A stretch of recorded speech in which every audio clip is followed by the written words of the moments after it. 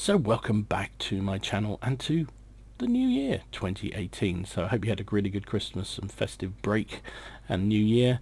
This is my first Rambles of 2018, just come out from under the duvet, recovering from, actually no, not an excessive Christmas period for me. It was just nice to relax and do very little, and take it easy, spend some time with the family. So hope you all did too. Hope you had a nice time, hope you had a relaxing time, and managed to unwind and get ready for the new crazy 2018, which is going to be a good year for everybody, guaranteed. Yeah. Anyway, so what's coming up in Rambles? Let's have a look at the announcements that are coming out of Wargaming just before Christmas at Tank Fest, looking at what we can expect through 2018. We'll look at the talk about the new Russian tank lines, of which there are several. Yeah, Russian bias, don't mention Russian bias. We'll look at the new graphics engine. We'll look at when the festive stuff finishes. That's one of the questions you get asked a lot, is when is the Christmas stuff finishing, and how long do I have to get my crew members back, or get the new crew members that I can win on the festive awards. Anyway, we'll look at all that. So anyway, let's get going. So as I mentioned, Wargaming Fest 2017 happened just before Christmas. I forget, somewhere in Russia. Anyway, and we got an insight into what is planned through 2018, which is really cool. So the big thing that is coming is a massive new update to the game, and they're calling this update 1.0. If you notice, all the updates have so far been 0. whatever, and this is actually going to be update 1.0 coming in March. So that's not that far away. Major HD upgrade, so all the maps that will be in the game will be HD. There will only be 30 to start with, because they said once before they can't do mixture of HD and non-HD maps in the game. Just the engine doesn't allow it. So they will implement 30 maps and then convert the rest later on. So unfortunately that means we'll probably have less maps to start with, which is rather frustrating. However, on the plus side, they are very, very pretty, and there's a fair bit of rework of them as well. So I've shown some of the clips in previous Rambles where you can have a look at some of the changes that have happened in the maps, and they do look very cool. There's also a whole new graphics engine which they're bringing at World of Tanks Encore, which we'll talk about in a minute. Come back to that. So the major stuff in the meantime, before patch 1.0, is a new patch of 9.22. So Harkonnen here on Daily Bounce is suggesting probably in February. Given the fact we're already in January, it's unlikely anything will change, and if the new patch, big patch, comes in March, then February is probably most likely. So they're going to have a look at Russian tech trees. So specifically, there's going to be 2 alternative heavy tank mini lines, a rear turreted medium tank mini line, and changes to TDs. So they are not mucking around here. So we've talked about this before on Rambles. 3 new Russian rear-mounted heavy tanks. The IS-2SH, the Object 705, and the Object 705A, all of which have a feature of very heavy armoured rear turret mounted guns, pretty slow, but pretty good alpha guns on them. So they will come in. They've been umming and ahhing where to run them from. At one point they were talking of running them off the KV-13, which seems an odd thing to do given the fact the KV-13 is a medium tank. Now the thing about the KV-13, it is in a very odd place on the tech tree. It doesn't sort of run to anything else, but it doesn't make sense. And bear in mind, a lot of the changes they've talked about doing with the tech trees is to make there be a logical flow through from one tank to another, so your playstyle continues to evolve along a similar kind of theme. And if you run it from the KV-13, that's kind of stupid. So they're talking about now running off the IS, which is kind of more logical, but well, we'll see. So anyway, this is the bunch. They're saying this bunch takes after the IS-7 in speed and armor departments and offers generally different gameplay that feels like a blend between the Panzer 7 and the IS-7. So yeah, interesting. I'm not a big fan of rear-mounted turrets. I struggle a little bit with them, but I know some people love them. They're very good for side scraping, as I understand. So the other thing, they were talking about the T-10, the Tier 9 Russian heavy tank, and what to do with that. At one point it was suggested it might be taken out, but people love it. I must admit, I quite like mine. I really enjoy it. But it doesn't really, it currently sits between the IS-3 and the IS-7 and doesn't really fit there because it hasn't got any armour. It has a bit of turret armour, but the hull armour is woeful. So it doesn't really fit. So they're now talking about shifting that around and making sure that it gets a new tech tree, basically. So they'll move the T10 into its own mini line, which will have another tier, presumably a tier 10 that is similar in terms of style. Lightweight heavy tank, big gun, good gun, possibly a bit of turret armour, we'll see, but very little by the way of hull armour. So we don't know what that will be, but it will be yet another tier 10 newcomer. There you go.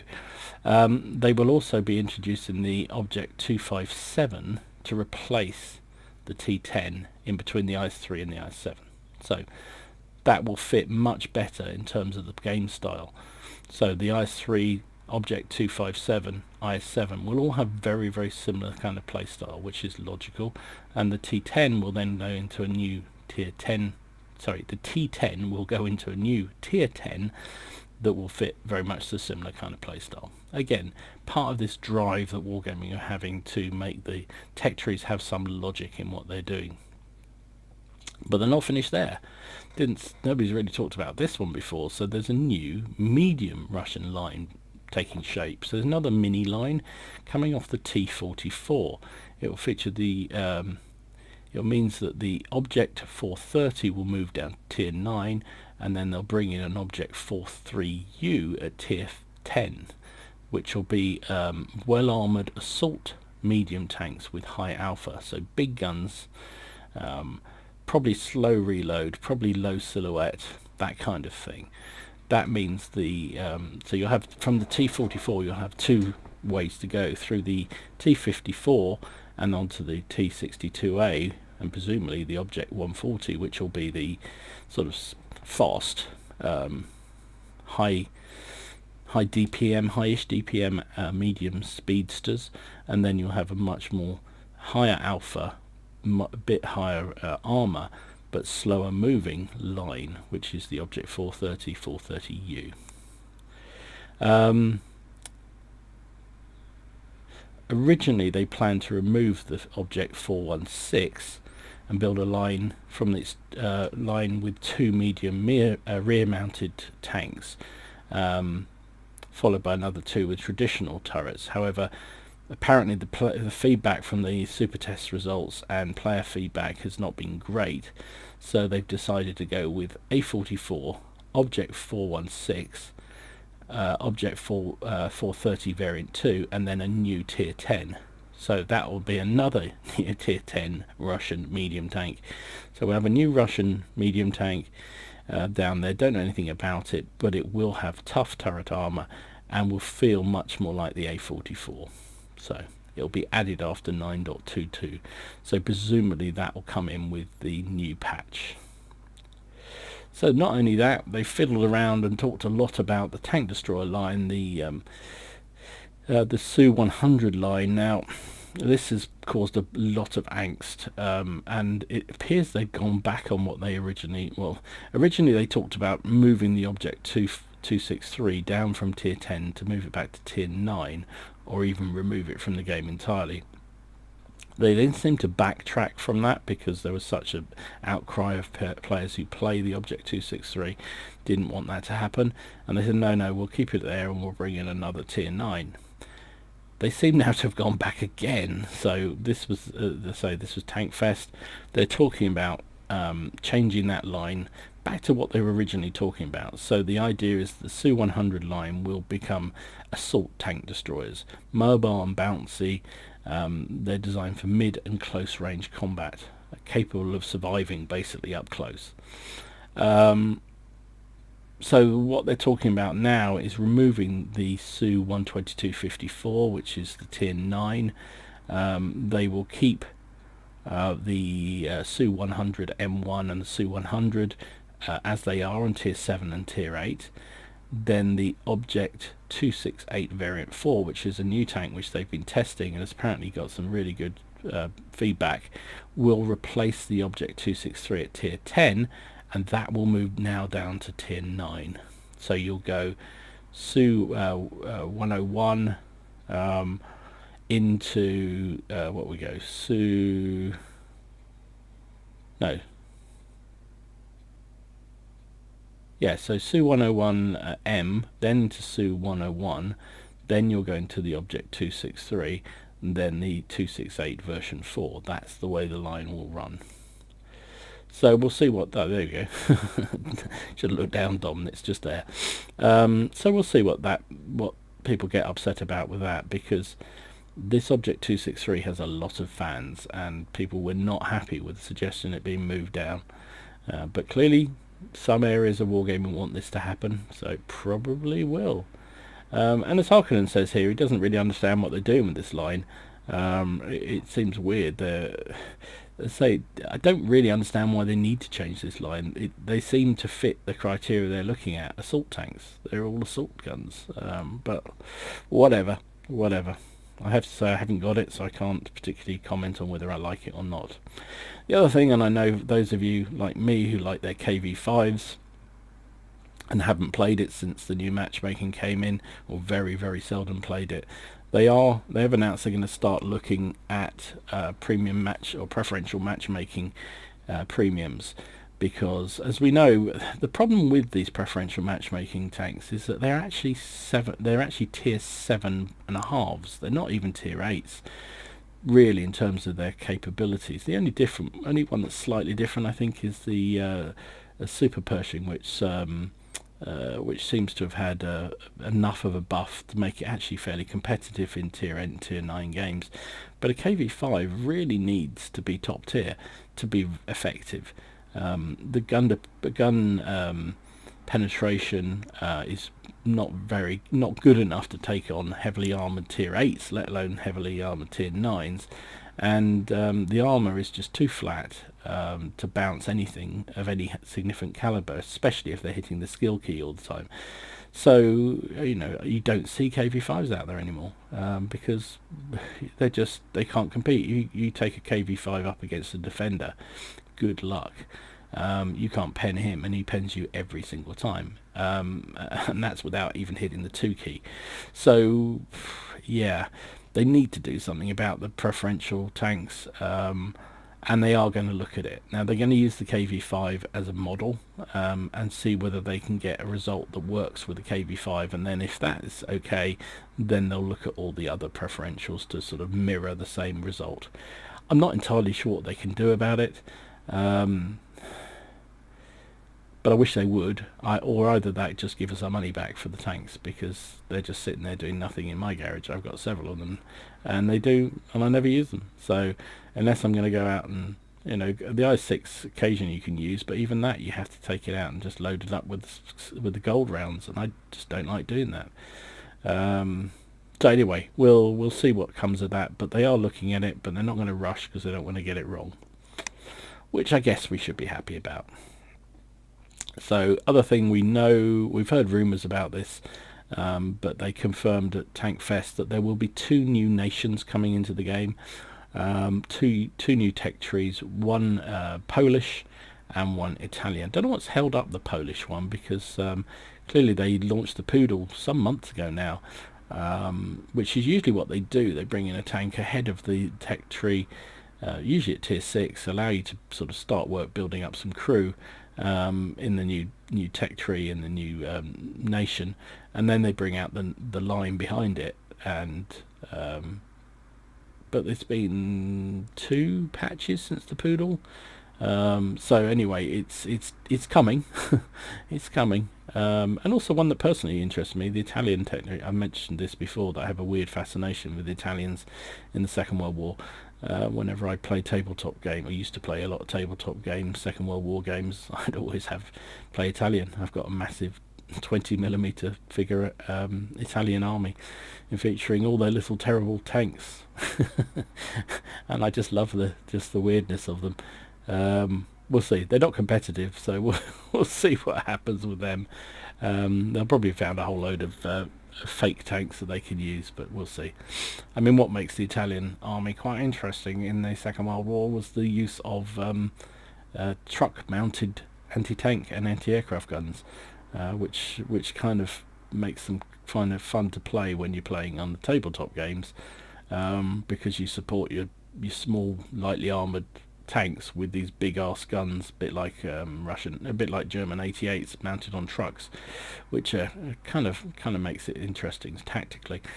But obviously we don't get trucks, and we don't have truck mounted artillery in this game. Well, unless you count the M56 Scorpion, I guess. Anyway, other things they talked about, new modes. So the rank battles frontline will be coming in 2018. Whatever.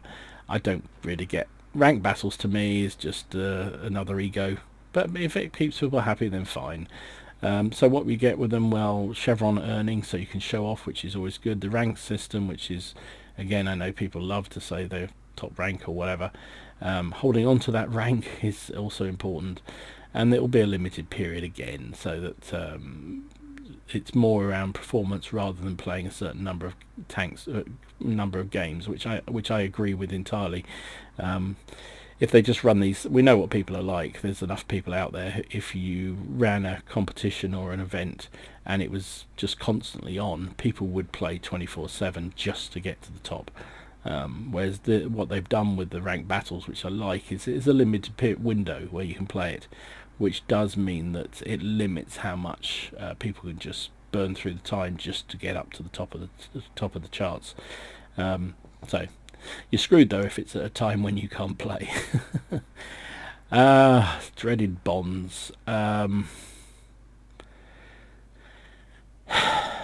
I hate bonds. They shouldn't be in the game, in my opinion, but while they are, then yeah.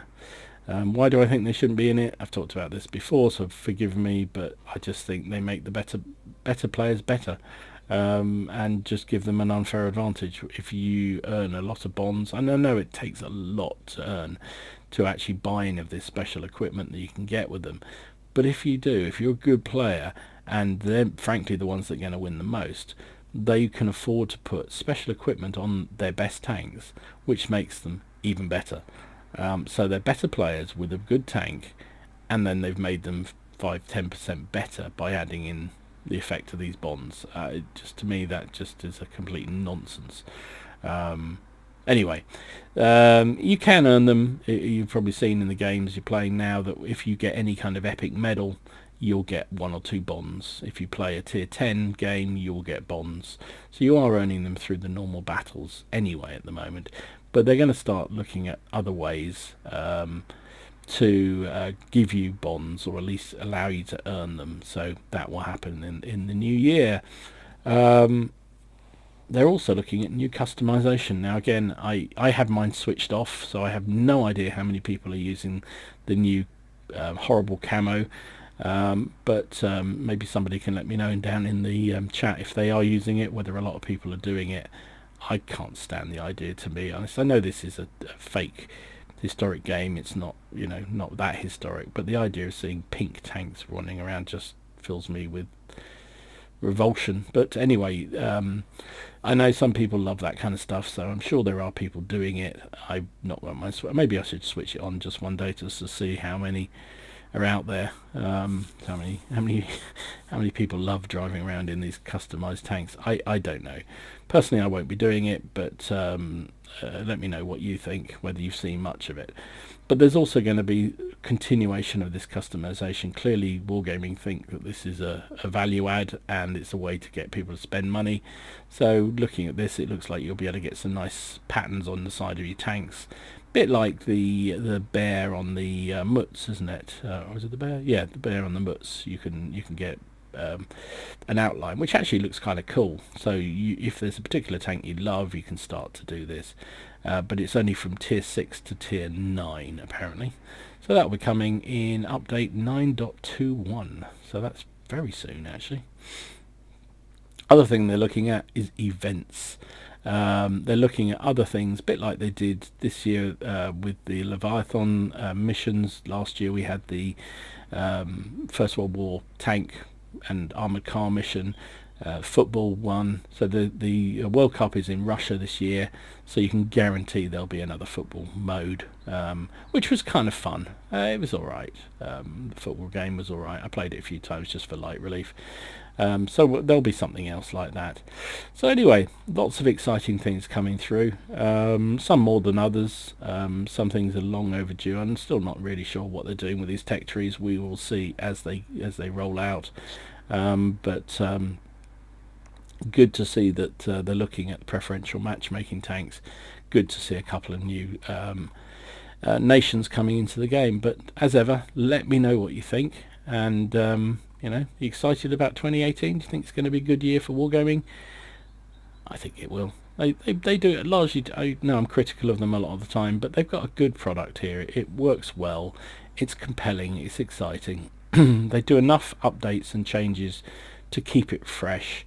They are definitely ramping up the money grab, which is one negative, I think. But you know, at the end of the day, they are a business and they've got to pay for it. So you know, you can forgive them to a degree. At least they are trying to, or appear to be trying to do something about the overpowered tanks. I still think, kill me stupid for repeating everything I say, but if they allowed you to try out some of the upcoming premium tanks on the test servers, they could get the stats of how they perform. You could get an idea about whether they're tanks you'd like to buy, and everyone would be a winner there. But for some reason they don't share the new tanks on the test server.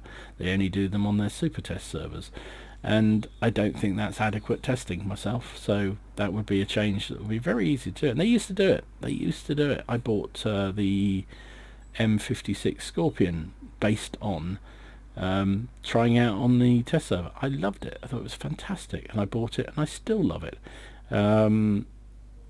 But they seem to have stopped doing that with premiums, and I don't know why that is. But anyway, I'm excited about 2018. I think it's going to be good. But let me know.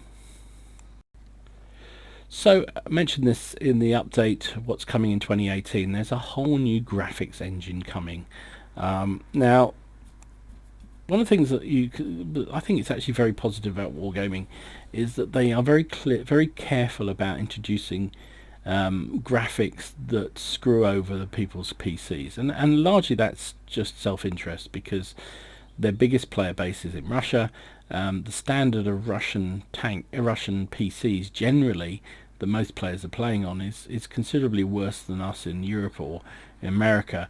And so, you know, if you bring in a game that has such graphic capability that means 90% of your player base can't use it, you're kind of shooting yourself in the foot. So they're always really careful about how they introduce things and what the impact will be on PCs, trying to keep as much of it server side as they possibly can. And this is the same with this new Encore engine that they're bringing in. It does look absolutely beautiful. I've shown some videos in the past of how this will look, but you can test it out yourself. There is a test facility. Find it on linked on the wargaming site, which allows you to download a piece of software, and you can check your performance based against 3 modes.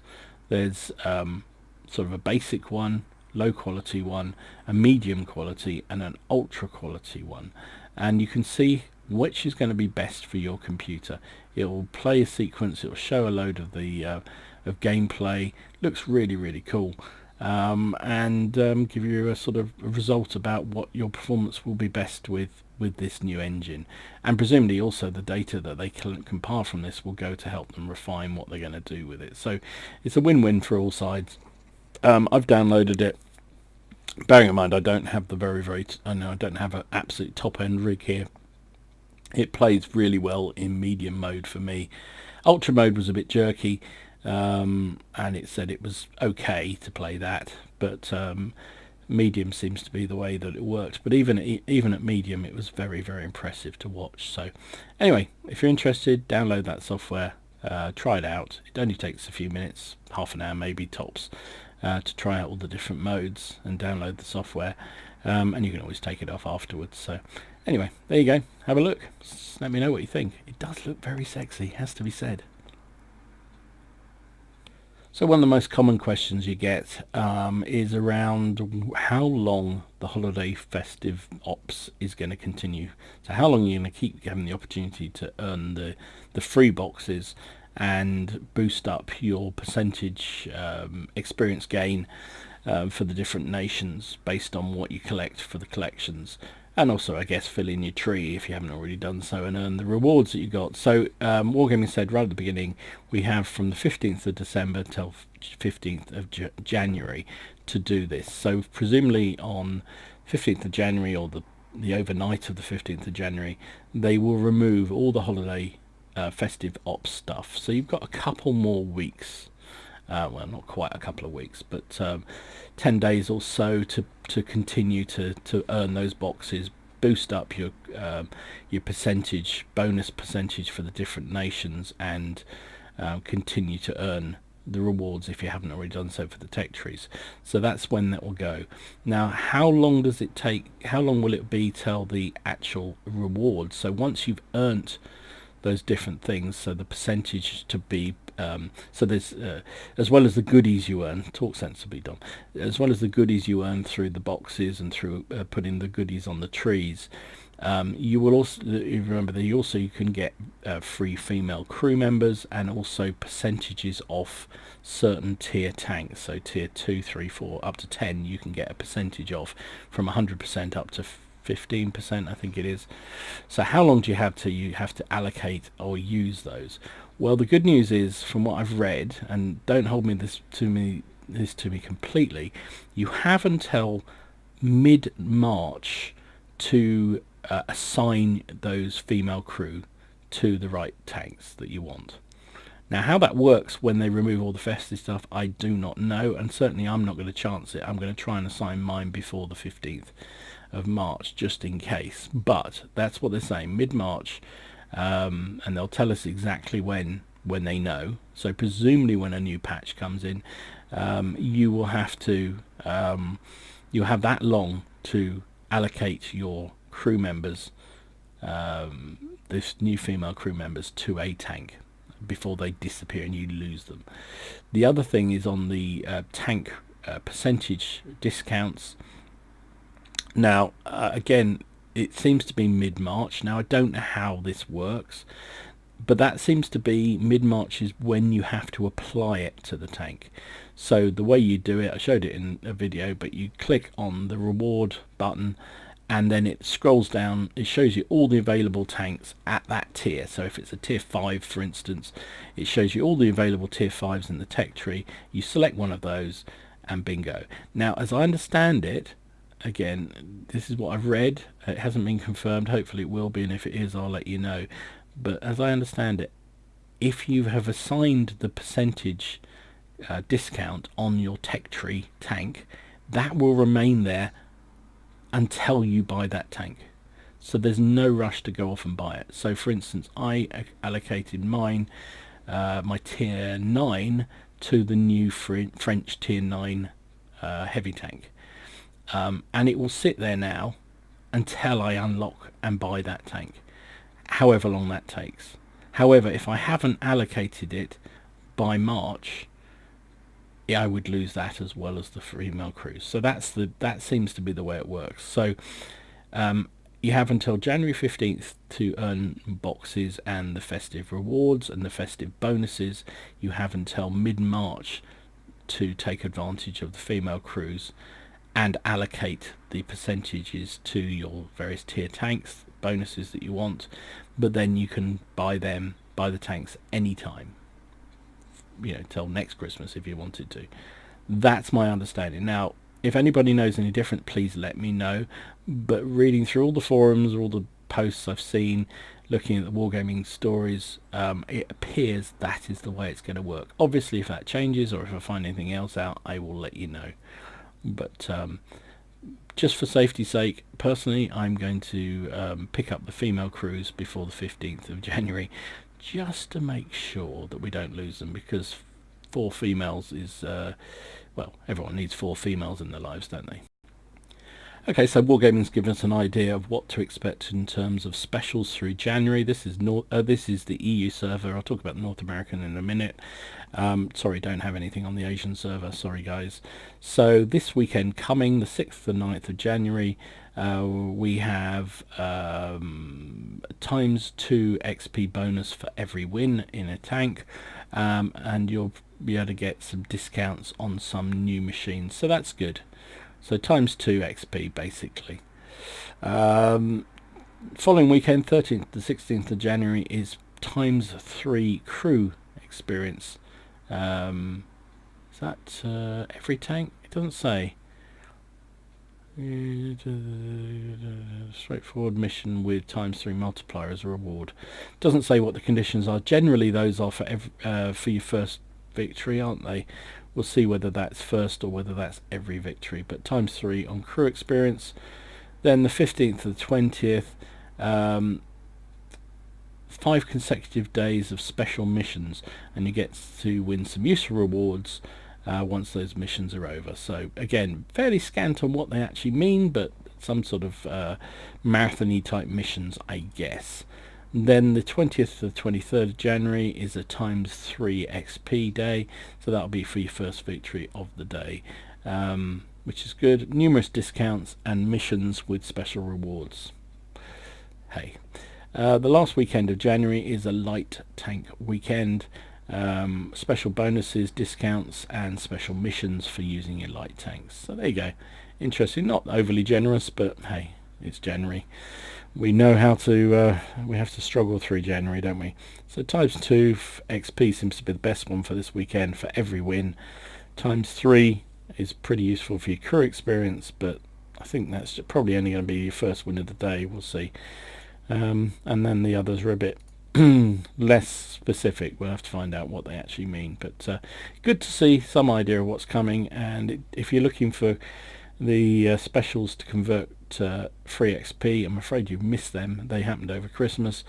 They'll probably happen again, but not in January, it appears.